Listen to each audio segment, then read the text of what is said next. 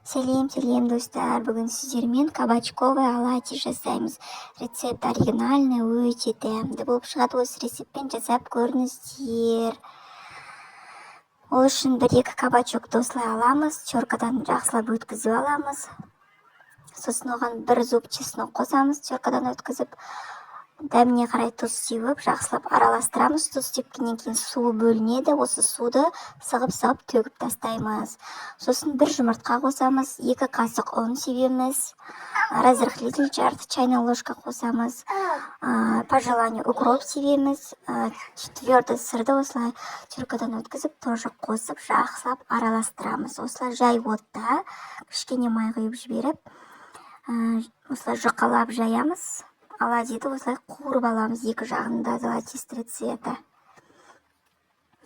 Жақсылап қуырып алғаннан кейін осылай қаймақпен ұсынсаңыздар өте дәмді болып үйлеседі. Ас болсын, сіздерге жасап көріңіздер. Осы рецептпен өкінбейсіздер.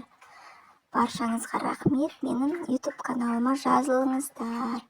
Сау болыңыздар.